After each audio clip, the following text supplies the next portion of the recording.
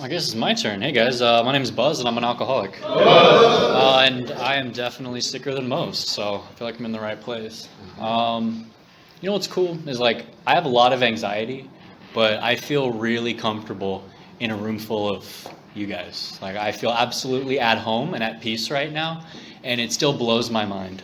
Speaking in the microphone a little bit. Can you guys hear all right? I can talk really loud. So nice. Okay. It's really good to be here, and I really like the format that we get to go over some readings before I get to share, because I've got my life, right? I do my thing, I go to work, I help other sponsees, and I want to be able to kind of put that aside and kind of remember, like, why am I here? Why am I talking to you guys? Why are you listening? I'm an alcoholic, and that's going to be part of my story. If I wasn't an alcoholic, why would you want to listen to me? At some point, something changed, right? I wanted to get some help. How and why did I do that? And what have I been doing today in the last 3.5 years? Hopefully there's hopefully it can become apparent that there has been some sort of transformation compared to my first day in here. And if you get nothing out of it, that's fine. Call your sponsor. My name is Buzz. I'm an alcoholic. I grew up in a pretty nice family. My dad kind of fucked things up right away. He had a second family in Australia, and I never really felt like a number one priority.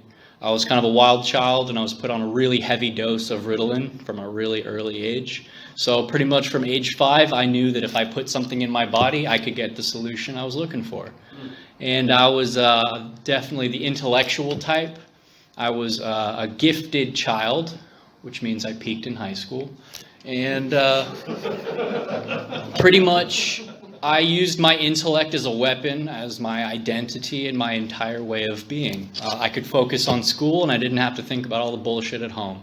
I think school was my first addiction. I put everything aside for that. And I can pretty much skip most of my schooling because I was a really good kid, especially on the leash of Ritalin. I didn't really do much to act out. But when shit hit the fan, I pulled the plug on that, and I got to really experience myself for the first time and address some issues that I didn't want to address at all.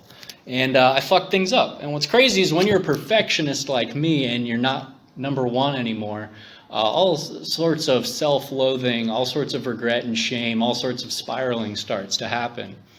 And I didn't want to put Ritalin in my body anymore, but I had a buddy who showed me a little thing called alcohol, and I had a very unique reaction compared to my friends. They wanted to, talk with people, talk with girls, kind of hang out, have fun, shoot the shit, and all I cared about was where's the next drink. I was paying attention to how much you drank, I was counting how much of the 30-pack was left. I hit a few on my own, and I think I knew from a young age that I had a different reaction to alcohol than most. But I played it off because I'm Australian and we like to drink. It's just a phase, it's just a thing. It's supposed to be like that. And I think the road of self-deception kind of started there. I was able to hide behind my own intellect to create a very large blind spot that this wasn't a problem. It wasn't even a solution. It was just a way of life.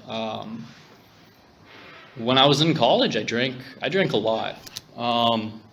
I don't know how to control myself at all, and I'm kind of a small dude, so liquor was off the table. I always ended up in fights or in jail, so I thought beer was my solution. I loved Stone Arrogant Bastard. I'm an arrogant bastard, dude. And that was my drink for a really long time. Whether I was spending nights in jail. Yeah, it's a strong IPA. Yeah, anyway. I have a penchant for fucking shit up and just fucking my life into the ground. I'm really good at it. It's really pretty and beautiful. A lot of fireworks and flames. And I love the chaos, man. I love being angry. I love being lustful. I love the ups and downs in life. I like feeling good and angry because I don't think how big a piece of shit I am. And then I like being a piece of shit because I don't have to do anything. And I can just fuck right off and say, I don't want to do that today. I'm not feeling very good. Didn't know anything about, what was Ted saying? Accountability and responsibility? What the fuck is that? I knew nothing. So by the time I kind of had developed my prefrontal cortex at the age of 24. I'm a full-blown alcoholic, man. I don't think very well. I'm not doing much. I've got my own apartment somewhere in North Hollywood, and I just wanted to hang around the wrong people. I'd clean up pretty nice, you know, I can be kind of like a preppy little corporate monkey. That's kind of like my day look. And then I like to kind of fuck up my hair and put on a hoodie and hang out with some not so very nice people at night. That's just my double life, and I really like that. The problem was I couldn't keep those two identities split for too long. They kept bleeding into each other. I was too arrogant to know it all with the homies, and I was kind of just a fuck up when I was at work, and I just couldn't keep anything straight, you know. Life was spiraling quickly, and I didn't know what was up. The first hint of I'm getting a little tired of this started. And I had a therapist who said, dude, you're a fucking alcoholic. And I said, fuck you, you don't know shit. And, you know, I just pushed that right back down and went, you know, kept drinking, right? The moment that changed everything was, I think, the third time after I'd been kicked out of the house. And I was living in a trap house, apparently. Because it was an Airbnb, but everyone there was doing heroin and meth and getting real fucked up all the time. And it was July 10, 2019, where I woke up and I took a piss and I looked down and my foot was about half an inch from a nice needle. And I don't know what the gift of desperation is. I don't know why God put that there today. But there was this little window that opened up that said, I'm fucking done. I am done with this shit. And I knew what to do. I packed up my shit. I came up to Pasadena and I went to a sober living. Because I had tried to get sober before. I had a head full of AA. I didn't need any more fucking education. I needed a safe environment where I could finally be sober and start practicing a new way of life. So on July 11, 2019, I went up to Pasadena to a nice sober living, and I just said, I'm fucking ready to go. But kind of like Ted also shared, my God, when I look back on my shares, like in my first month of sobriety, I was so angry. I wanted everyone to know that they left me in the dirt when I relapsed, that nobody was there for me. I wanted everyone to know how much pain I was in when I went out, and that, you know, you, and me, and I had no fucking solution. I was way more interested in the girls at Casa. I didn't want to fucking... I just wanted to I wanted to have a nice meal without shitting myself right away. I wanted to be able to sleep without night sweats. I wanted to finally get laid because no one wanted to be around me for a long time. And I wasn't really focused. I just knew that I had to be sober because that was the bare minimum if I wanted a life worth living. But I didn't know shit about shit, man. I got a really nice job that I hated, and I wanted to quit because they didn't recognize the ultimate genius that I obviously am. I wanted to fire my sponsor because he was too fucking mean to me. He was just really honest. And I didn't know. I ended up dating a 19-year-old. I'm like in my 30s, what the fuck am I doing? I'm like 3 months sober at this point. But no, I stuck at it, right? And eventually I did a real fourth step. I got fucking honest with my sponsor. And, you know, I went through 7 and 8 and I learned some principles about shit. And I think that's the turning point, which I should be at I'm literally halfway through. That was the turning point of everything. When I actually learned what the hell the principles are. And I've actually never seen this written, the 12 spiritual principles. So I went to college for philosophy, which means I'm a trained douchebag. And I'm also like a professional atheist. So it was really tough for me to swallow the God concept. But all of my faith and pretty much my entire fire for the program comes from these 12 spiritual principles. They changed my life. When I just practiced them in all my affairs, that's the only way I was able to transform from this grungy piece of shit into some guy that can feel comfortable in a room full of 50 strangers. Principles before personality. I've got a lot of personality, so I better have a lot of principles. Because my brain naturally wants to autopilot.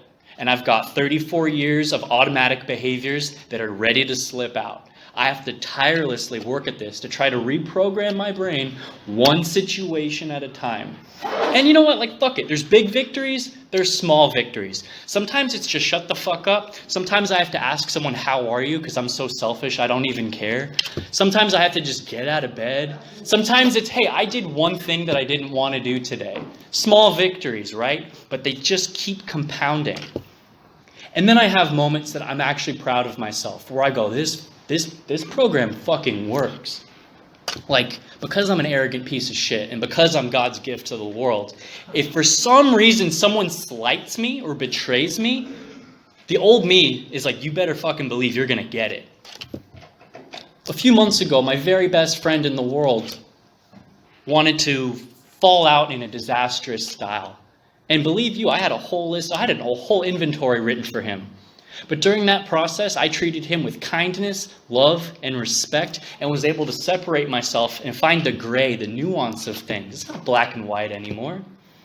And after the course of a month, when I finally made peace with things, I looked at myself and said, I've done, once again, something I never thought was possible. Was able to just treat people that I want to hurt with absolute love and kindness.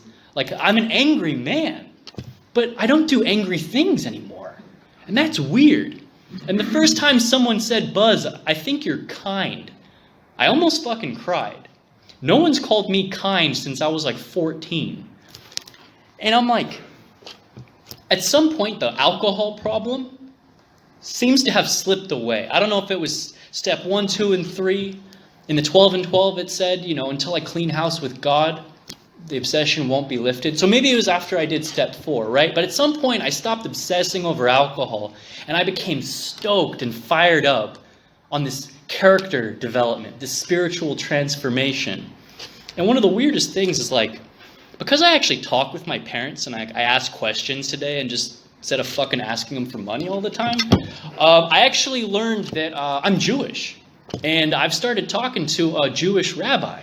And, like it says in the text, like, we have various avenues of spiritual development, a power greater than myself.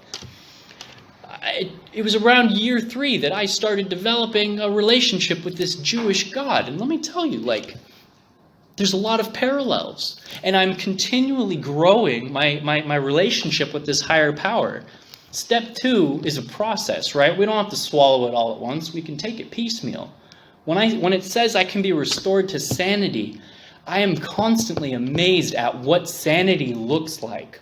When I see people with a lot more time and recovery than me, and I hear how they handle certain situations, how they walk through the fire, I know that I have faith that I can have more sanity. And whatever y'all are tapping into, to have this like inner resolve, this willingness to choose principles over personalities, I have faith that if I shut the fuck up and listen, and I take some direction, this is available to me as well. In the last month, my sponsor said, hey man, I'm tired of you keeping this to yourself. You need some sponsees. So I got 2 of them now. And dude, that shit fires me up. I've been feeling really good like the last 3 weeks. I did 7 hours of step 4 with a guy this weekend, and I don't feel selfish, like, I just wasted half my fucking weekend. I'm fired up. And when I met with that dude and I saw like the lights of his eyes kind of a little bit brighter than before, and he's sitting up a little bit straighter, I'm like, now I know I have fucking purpose in life today. To help another man, another alcoholic. All I ever wanted was direction and purpose in life, and like, I found it. And that means the world to me. I have direction, purpose, focus. I have faith today. To me, it's a fucking miracle.